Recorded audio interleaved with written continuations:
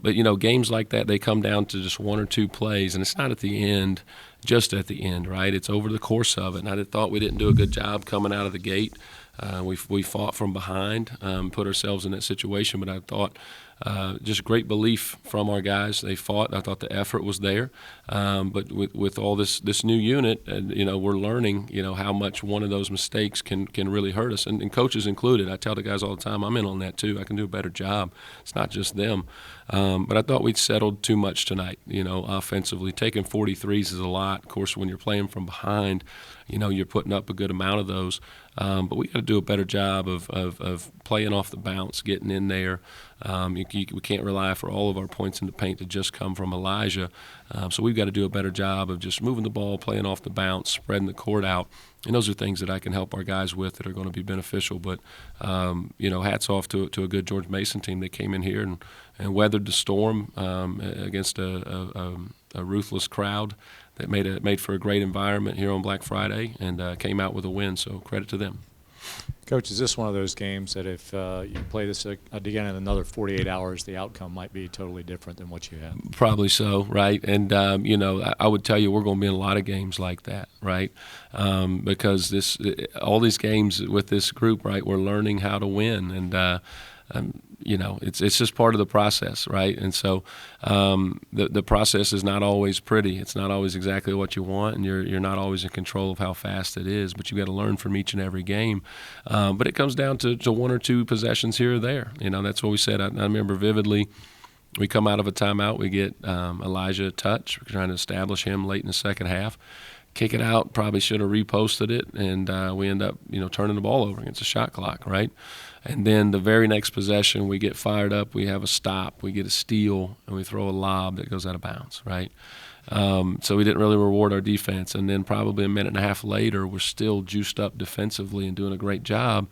We throw another lob out of bounds, right? And so those aren't necessarily things that we want to work on. We want to make easier plays. And I'm not just picking on those two plays, but those are two examples of, you know what, we get those two possessions back, we drive it, you know, we get to the rim, get a higher percentage shot that we can make, rebound, or get fouled. We're probably sitting here talking about a win, but we could talk about a lot of plays. Those are just two that really stick out in my mind at the moment.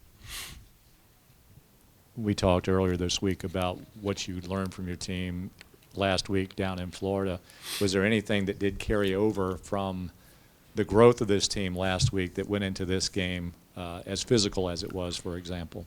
Yeah, this was a very physical game, and, you know, George Mason's got great size across the board, you know, for an Atlantic 10 team. And, you know, their length really bothered us. And so, again, until we really buckle down and say, listen, giving up 49% shooting against a team, you're just putting so much pressure on your own offense and your own shooting to do that.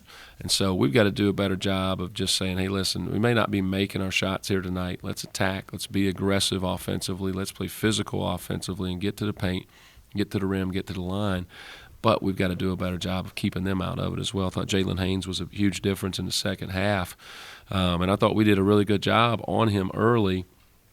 You know, with our blitz coverage, we didn't generate turnovers per se, but we took away some of his aggressiveness. So his effectiveness in the first half came in ball screens. Second half, they went back to him. Probably my mistake, because I thought we could hold our ground and be able to stay home on some shooters to not give them momentum and get going. But we probably should have went back and trusted our blitz coverage a little bit more, because it was good to us in the first half. Going into the half, 321 from deep, outside of Bryce Lindsey, team 0 for 18. I know this is a team that's filled of shooters that have had their nights. What's the message that you're trying to give them going into the half to try to put that in the rearview mirror? Yeah, I think we just got to be more selective, right? We are a team that we're going to take a high volume of threes. That's probably a bit much, right? And shooting is such a contagious part of the game. Our guys, when we see it go in, that hoop gets big. They play with great confidence, and they can certainly fill it up in a hurry. But we've got to be a little bit more selective when we say, you know what, we just missed 2 in a row. Let's attack in this way. Let's see if we can get in there, generate some more easy points. And those are things, again, I got to do a better job of helping our guys with that, and helping them realize and be more selective without taking away their confidence, because we want them to stay confident and shoot the ball. And then offensively, a lot of possessions going down into the shot clock, into the final 3-4 seconds.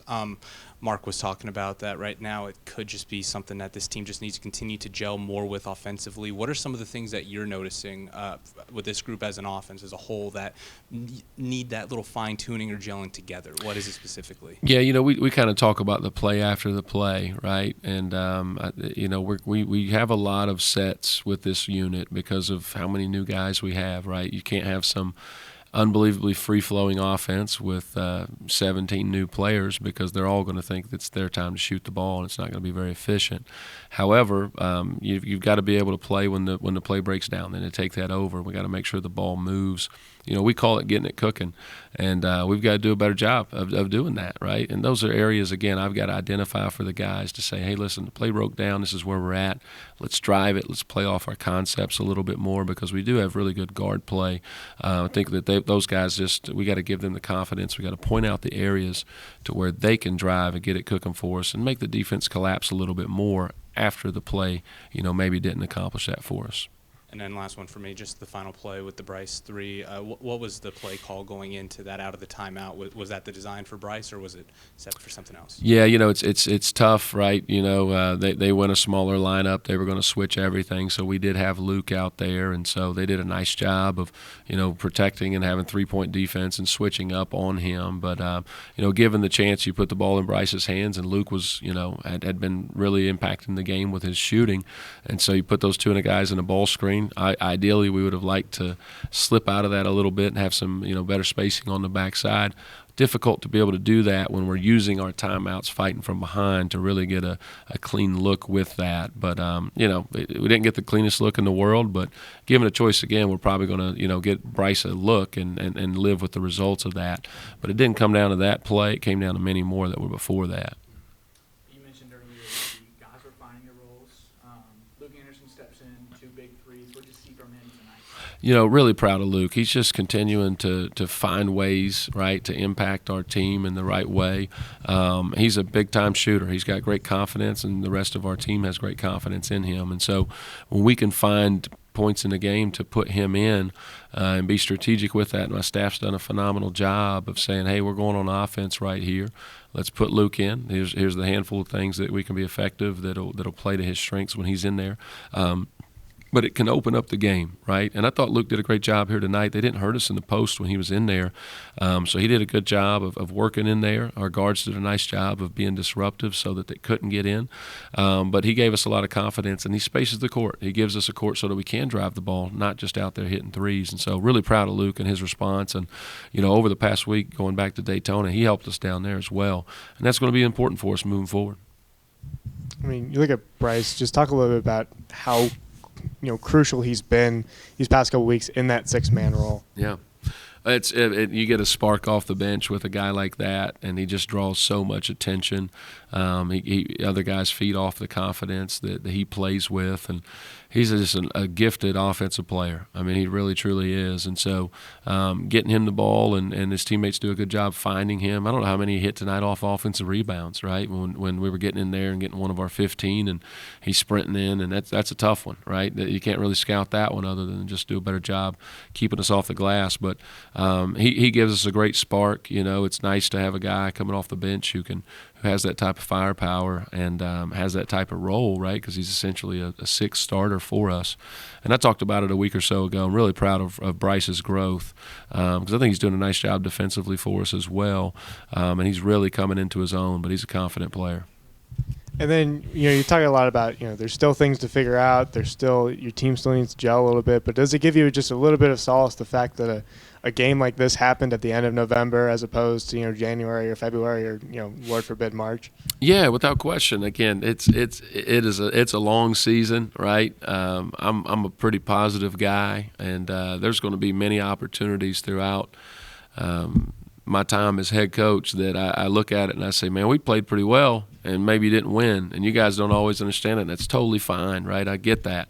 There's going to be times we don't play well and we're sitting here talking about a win, and I'm pissed, okay? This team's growing. I like where we're at. each and every game, presents something new that we got to get better with, and that's the fun part, right? That's what's fun for me. That's why I'm here. That's why I've been blessed to have all these guys, here together. And so, take a great lesson from this one. There's certainly a lot of positives, things we got to get better with, and keep pushing forward. But this is a team that hang in there with us. We're going to be all right. We're going to be all right once we get going, and it takes us a little bit of time. And hey, you say, golly, coach, you didn't do yourself any favors with this schedule. We're not running from anything. Like, it is what it is, right? It doesn't get any better. I have no idea about the two teams next week. I can tell you they're pretty freaking good, and we better learn from this one in a hurry and not pout about it, and take the blessing of the lessons that come with it and get better for that one.